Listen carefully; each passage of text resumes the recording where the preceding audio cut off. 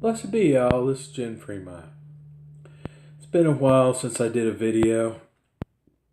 Things have kind of gotten to me, and I'm going to title this one A Day Out of Time.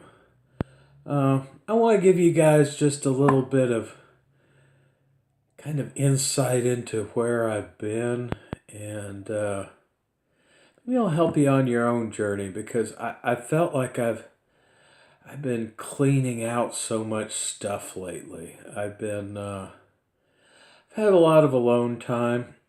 When I first moved here, I had a roommate, and he's off doing other stuff right now. So I have had more alone time in the last few months than I have ever had in my life. I had a place of my own for a few years when I was in my early to mid 20s. But back then too, I went to work every day and I was going to school at night. So, and most of the time I also had other social activities. So I kept myself pretty darn busy, and I just pretty much just slept at home, and that's all I did. I mean, I mostly ate somewhere else, and yeah, it was mostly a place to sleep, and I was out and about with other people most of the day. And so I really didn't have that alone time. Right now, I don't have a job to go to or anything, and I go to some different meetups and things like that from time to time. But uh, I haven't made any friends here, and it's kind of weird. I've tried a few different communities, but uh, I haven't really connected with anybody. But I'm kind of getting off the subject. Well, it is still the subject because a lot of stuff has bubbled up to the surface since then. Um, it's just memories of stuff that I stuffed away, and in some ways they're wonderful, and in other ways they're just really sad because um, I'm going to give you an example. There was uh, it's just a random day in 1984, and my parents and I was 18 then. My parents and I were living in this little one bedroom apartment, and ice cream truck. Oh, I don't mind the music as bad as the fact that they've got it turned up so loud that it's distorting. So, but anyway, I digress. Yeah, we were living in this one little apartment, and there was one day I was in the kitchen. I was fixing some cheese toast, which is it's bread and butter with some Parmesan cheese on it, and you bake it in the oven, and it gets all nice and crispy and everything. And my dad was in there making himself a sandwich, and my mom was behind me doing dishes in the sink. And it just seemed like we were happy.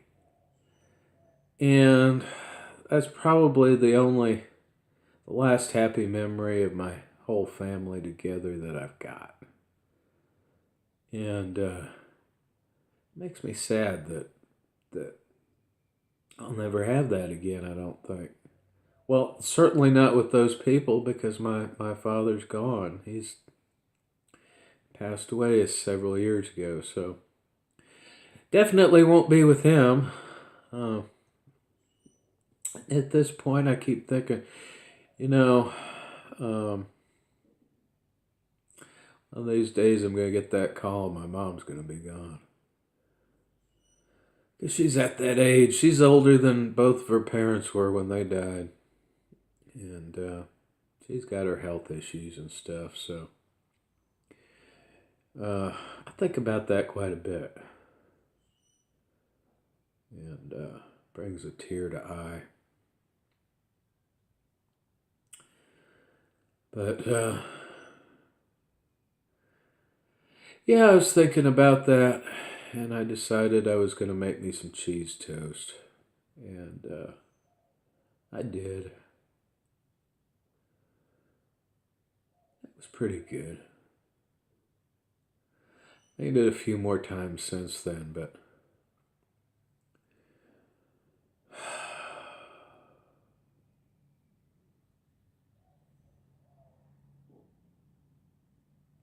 so much sorrow with all this stuff. There's that deep well of sorrow that keeps coming up, and some tears come, and you can get some of it out of your system for a while. But that's what I've been experiencing the last few months. I mean, stuff like that will come up, and I can't do a whole lot. I gotta let all the stuff out. A lot of stuff is sad too. That I bought some pumpernickel bread, and I read on the label it was not real good stuff. It's what I miss is being able to buy real food. So much stuff is just chemicals and stuff like that.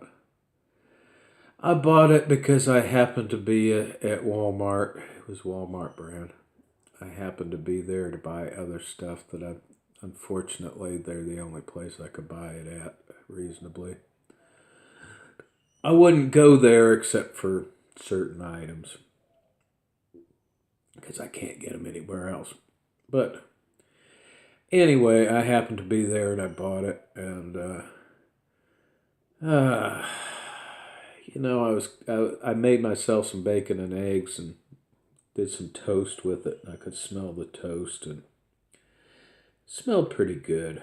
But it was the kind of thing where, nothing happens, and then it turns black and it's just hard. It doesn't really toast. It didn't really taste as good.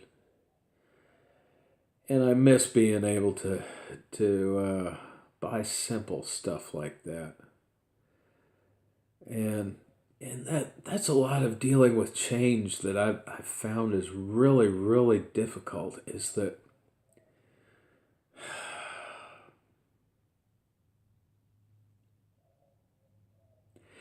years ago, one store would go out of business, and you go to another store and you could usually find things that were maybe not exactly what you used to buy, but they were comparable and they were good.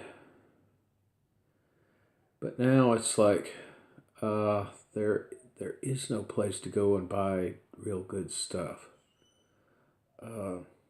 Places like Whole Foods and Natural Grocers and stuff, a lot of their stuff used to be good, but it's not as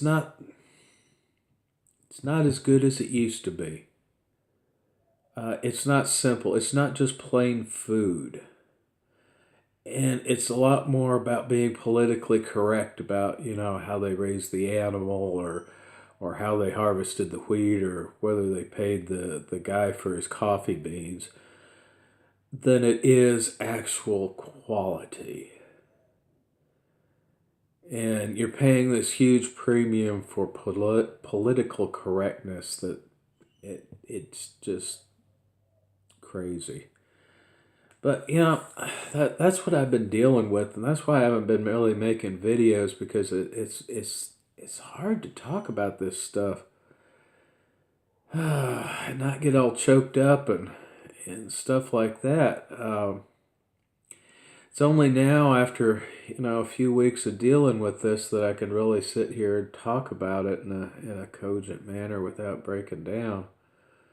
I got my mom to talk to, and I've got a couple of other friends that I talk to from time to time. to talk about this sort of stuff, but for the most part, I got to deal with it myself because it's my stuff. In the end, it's my stuff, and I have to deal with it. So I feel like this has been a time it's just washing so much stuff out of my system that it'll be good when it's gone. So I'm going to end on that note. This is Jen Free Mind. Blessed be y'all.